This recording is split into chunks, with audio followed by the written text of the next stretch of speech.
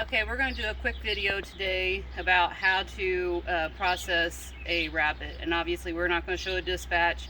If you ever have questions about that, you could message us. But I'm just going to show you from where I hang them, skin them, gut them.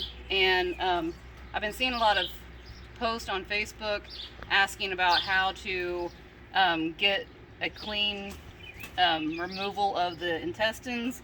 And so I want to kind of show that step, so I'm just going to go through that. First thing I do after I hang a rabbit is I remove the head so it can bleed out. I like to use some shears to cut through the bone, and then I just cut the rest of it off with my knife.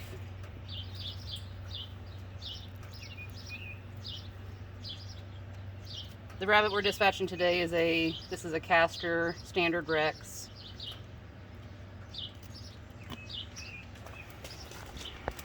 I keep water handy to rinse off my tools, keep the hair and stuff off. Next is I find the joint on the front paw. I bend into that and kind of give some pressure and cut off at that joint. Try to keep a clean cut so we don't have a lot of bone shards.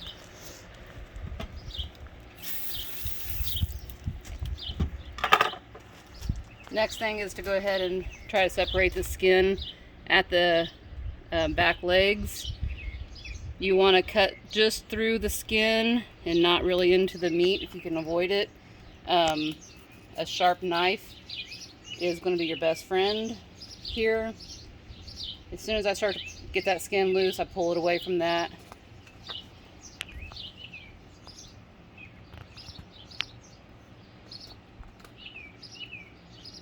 If you cut into the meat a little bit here, I mean, just don't get too worried about it. Next step is to kind of pull the skin away from the leg a little bit. Get your knife in behind it. If you have a gut hook on your knife, this is a good tool to use right here.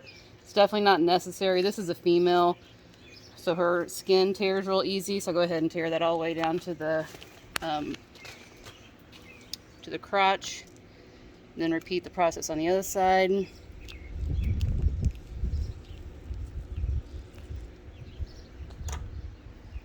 I call this part the removing the pants. I want to pull it all the way up to the hip on both sides. And then you're going to just have to kind of work your fingers underneath of this fur between the skin and the body and get that pulled loose. And you can see how I have it pulled all the way through here. And then just take your knife and cut that fur. And now I like to work around on the back and get my thumbs in underneath the skin again, and I want to pull up towards the tail and get all of that skin pulled loose. So you can see how like I have the tail kind of in my hand. I grasp the tail, pulling back, and cut between the legs all the way till you feel the bone of the tail. And you'll see how it kind of pulled loose. I know I'm in the way.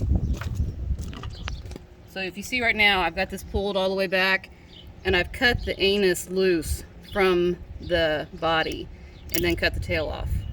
So now when I get on the inside and I get ready to remove that intestines, I've already got it cut loose from the skin. Go ahead and finish skinning it out. Firm pressure and pull all the way down.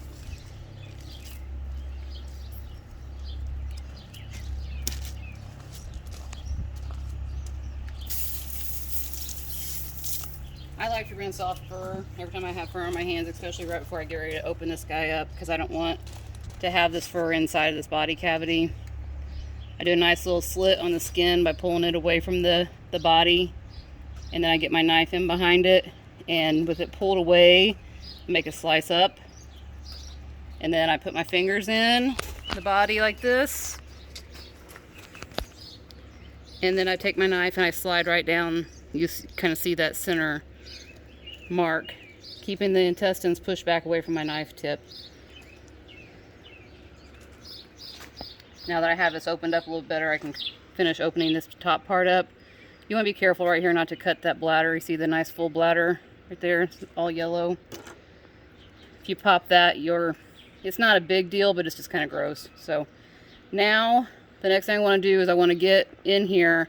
I want to get a good firm grip on the bladder and the intestines. You'll see that this was a girl. You see the uterine horns right here on my finger. Next, I take my index finger and I push into the anus and start to push that intestine down while I pull, and then I'm able to pull that completely free. So the next thing I'm going to do, because I got some on my hand, I want to rinse it again.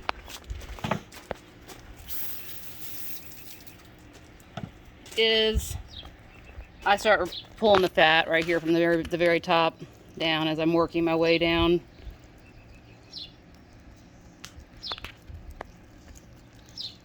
And I know a lot of people try to use as much as they can.